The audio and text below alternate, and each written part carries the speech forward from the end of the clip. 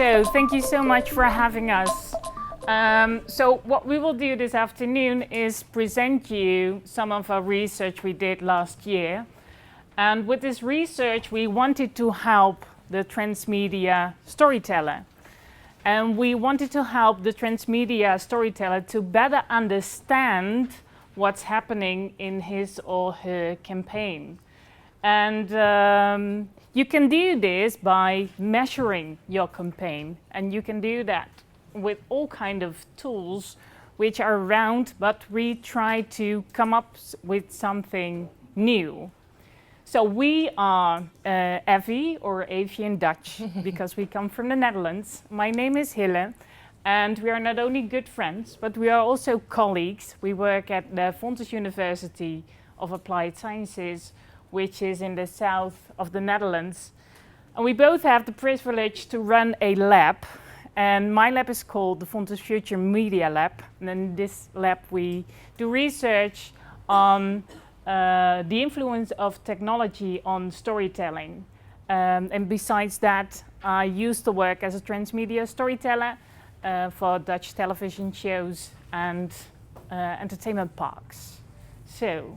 So, my name is Eefje, indeed, but maybe we should show that while we are talking you could read our research. So if you want to do two things together, have another screen. It's some kind of, it's a second you screen application.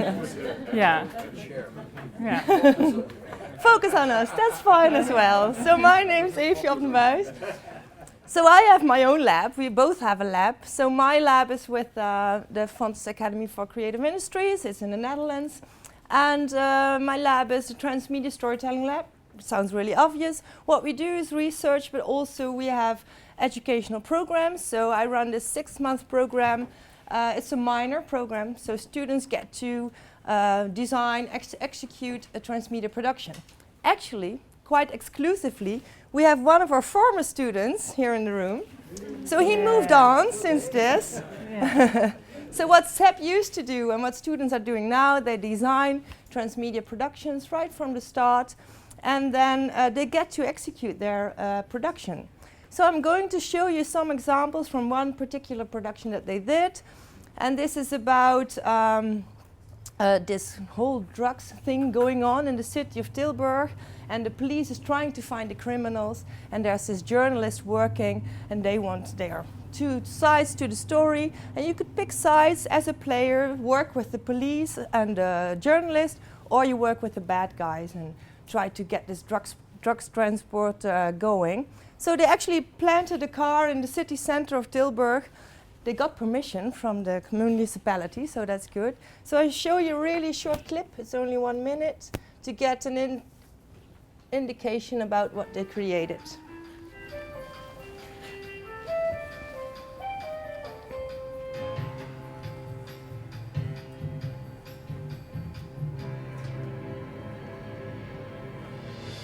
Geen idee waar je mee bezig bent, het is beeldgevaarlijk.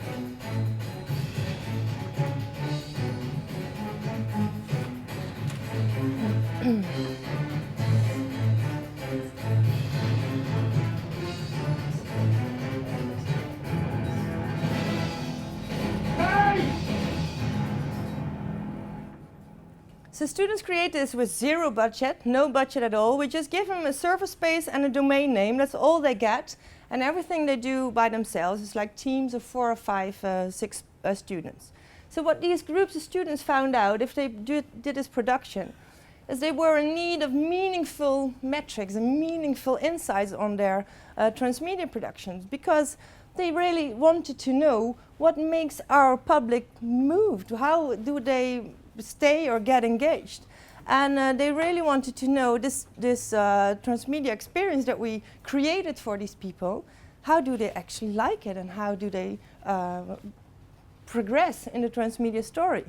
Maybe it's good to add that they really wanted to have this during the production or while the campaign was going on. So they wanted to have these metrics to use it while the car was in the streets. Because they saw reactions of the people, of course, and then they wanted to know, do we have to adjust something? Can we get more people because what really struck them was that was this player, she was called Sanne, and during the 3rd week of the production, she actually got on her bike, cycled for 2 kilometers with a fake drugs package in her backpack, driving somewhere that she didn't know, just in the story world. She was one of the was really players. amazed. She was one of Yeah. the players, and they really were amazed by that. So they wanted to know, could we foresee this? Could there be some metrics during the campaign that they actually could, I don't know, see if they get more people on their bicycles or something like that? So we set on our mission. So yeah, since we're educators, We like models. yeah, we like models. Yeah. Do you like models? We like Yeah. models. Yeah. Yeah. All the educators in the room with We the like yellow models. stickers say, yeah, we Yeah. love our models, right? Because if we have a model, then it's true. Yeah. Yeah. Oh yeah, Yeah, so you're that was a gonna say mission. this, yeah. We wanted You're to the model girl. design a model that could be used to create and give direction to a transmedia production.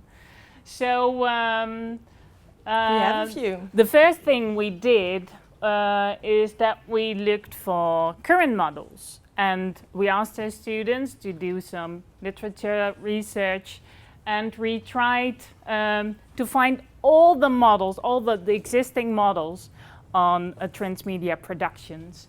And then we found 2 things. You do find a lot of models, and you do find a lot of models on the wishes or the needs of a storyteller. So this is just one of the examples. This is a model from Forrester Research. And then in this model, it states that a transmedia storyteller wants to get insights in involvement, interaction, intimacy, and influence. So these are the kind of metrics you want to have when you conduct your transmedia production. On the other hand, we found loads of models on the final segmentation, so the end result. So you want to group your participants. You want to know if Sanne is just one player, or if you might have 10 persons like Sanne. And just 3 examples of models you can use for that: the one of Rosenblatt, the one of Mayfield, and of course we put a little bit more focus on this one. This one? Or No, the the next last one, of course. This one? Yeah, Yeah, so because it's, we know who created this, right, yeah. Rob? So what It's is a really this good one model, about? this. Yeah, so what is this one about? It's yours, so You put in the affection, Rob. That was your idea. Yeah. yeah, it's a real question. Sorry, you'll have to phrase it again. I was distracted. What Well, is it this you'd is like- actually your model. I know, but yeah. what is it you'd like to know about it? What is your story with this model? Yeah, because I think the problem that I saw was too often content creators would throw the audience right in at the deep end and expect them to engage with everything that they've created. And if they have these rich story worlds, it's very difficult to get like a handle on like which bit they should be, paying attention to, and what's the path through this. So that's one issue. And the other one is just that there's loads of content out there. Mm-hmm. So how do you say that, send out a signal that I'm relevant to you, and then for you to pick up on that and then sort of go deeper. And so that's how this came out. The point is, you have to get someone's attention, and then they're going to sort of evaluate, is this relevant to me? Is this something that I want to be associated with? And so it goes through these things. And where you're really, initially what you're aiming for is the advocacy, because you want to grow that audience. And I think the advocacy and the contribution are very closely linked. Yeah. That, once people really feel that passionate that they're going to talk about it, then it's much easier to push them over into helping you with a user-generated content. Yeah.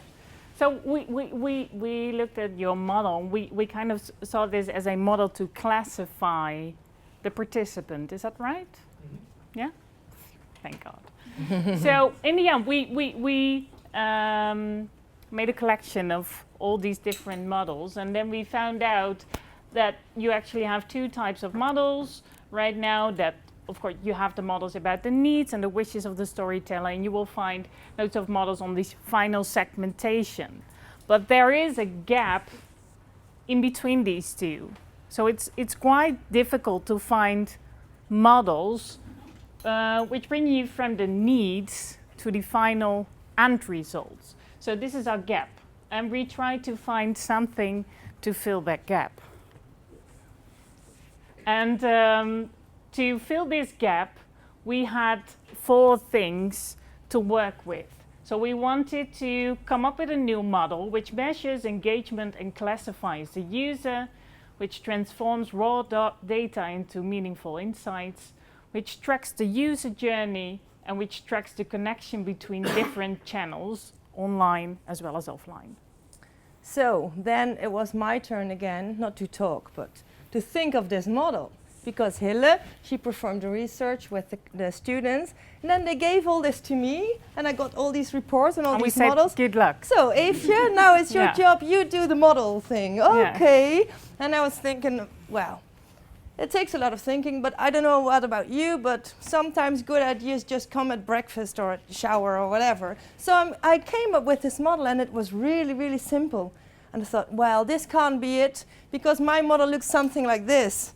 And it's so simple that I couldn't always believe it. But still, I want to present it to you because I think it's true anyway. So because it's a model, isn't it? It is a model. Yeah, Yeah, so it is true. a model. Yeah. I'm going to give you a little bit more context. We got a story world as well. So the gray area, the gray lines would be the story world. And there would be 3 elements in here. Because what I think is, when you look at a transmedia production, you have this story world that is to be discovered by an audience that is involved over a period of time. So now you can hear it sounds really simple, but I think it is. So what you have is, you have this user engaging with points of interest in this world over a period of time, all happening in a story world. So the pink dot over there would be a user interacting with something in the world, something that the storyteller created at a point of time. So it could be in the first week, maybe the first day, maybe the last day. So this would represent 1 point of interaction of 1 user. So if we take a look at the campaign, for instance, the campaign that the students made, you had to pick sides. You would work with the bad guys or the good guys. So here was a test. Of course, this was the registration form for them to get known to conductor. Will you be with the bad guys or the good guys? Another point of interaction could be a picked up clue from a webisode. There would be the auto crash in the city of Tilburg. You could pick this up. That would be a point of interaction. Or maybe even player Sanne, who cycled for 2 kilometers. That would be a point of interaction. So how would you usually measure this? Well, the clue that got picked up by a user, that would be an email or a website visit. If you take the test, that would be the registration. You could see this in your metrics. Also, if a player joins an offline event, and some of you might know, especially Soraya back there, you thought, okay, measuring the real world is really difficult to do. So you would probably do a manual count. So my idea was, with this model, you really have to track an individual user just to know what he or she is doing in the world over this whole period of time. So I thought we have to track the individual users, so we should find a way to record everything that they do. Here my second idea came up. We use a switch. Every time you interact with something, your switch gets turned from off to on. Really simple. It's like a light switch. Think of it as taking a tour through a house, and in every room you enter, you turn on the light. So you leave this trail of lights in the house. That would be the way we would record the user journey. So look again at this. Let's say the first one, there's a player. He picks up a clue in the second week of the transmedia production. Or maybe the second one, he registers, and it's, I don't know, maybe the first day of the production. And then you have the offline event. Well, the toggle switch doesn't get turned on yet because there is no digital interaction with it. So look at all this. We track the individual the individuals moving in this story world. And of course we do this for all the users. So now it really gets interesting, because the blue dots could be a user, and the pink would be another one. So you could track these individual journeys, but still you could all group them on different levels. So you could see all the users that engage with webisode 1, or the whole group that interacted with the story world at the registration point. So now you can do the segmentation afterwards. So you record it first individually, and then you create your groups that you want and choose a segmentation that you would like. So now, and here is what we should say as educators, a model that could work. We can interpret the relative engagement of a user.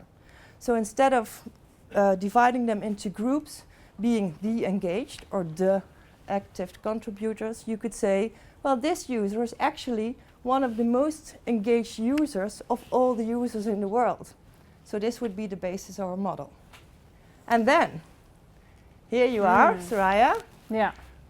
So we are not only proud to have students amongst us, but also respondents. So because Eefje came up with this model and we really liked it, but yeah, it was created in an academic environment. So we wanted to test this.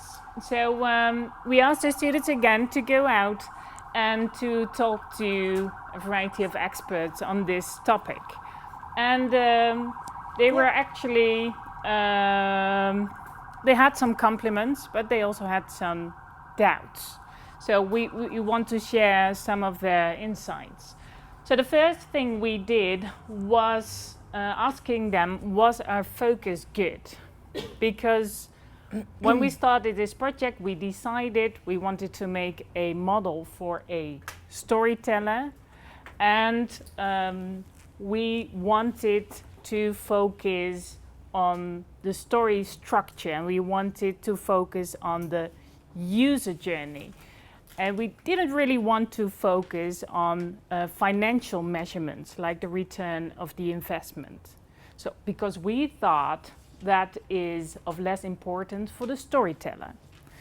But that was an assumption, so we had to check this. And well, most of them said that our focus was right, but they did miss the ROI, of the return on investment, after all. So that was something to keep in mind, that return on investment is also very important for the storyteller.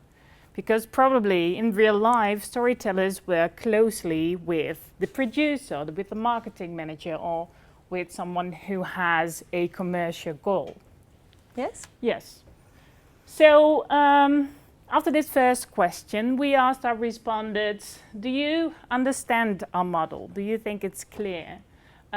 We asked our respondents, do you think it's complete? Do you think it's effective?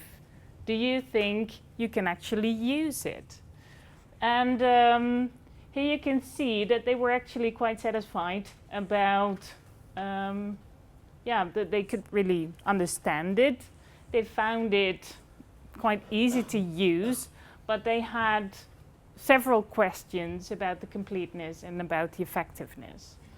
So just to name a few, if related to completeness, we had some questions about the focus. So not on the financial side. There was a complaint that our model didn't monitor the soft side, e.g. emotions. Because, for example, if a user goes to a web page, you really don't know if this user goes to this web page because he really likes it, or if he maybe really hates it. And this might be really useful information for the storyteller in the end. And this was your remark. Our model did not measure the physical world, e.g. live events. So that's a problem as well. So there were some other problems with our model. Related to the effectiveness, our model misses the ability to respond to something unexpected. In this model, you kind of know, or you kind of pretend to know that you know everything what will happen. But of course, with the transmedia production, you have a lot of unexpected events. Another problem, a model does not look at ways that people might engage in discussion about the story away from the story. And last two, it misses the ability to measure in finished episodes, like a webisode. It's 4 minutes and the user only looked at it for 1 minute, for example.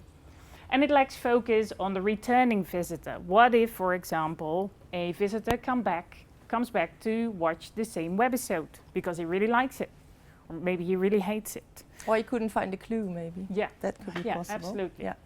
So these were the problems, and but luckily there were also some compliments. So yeah.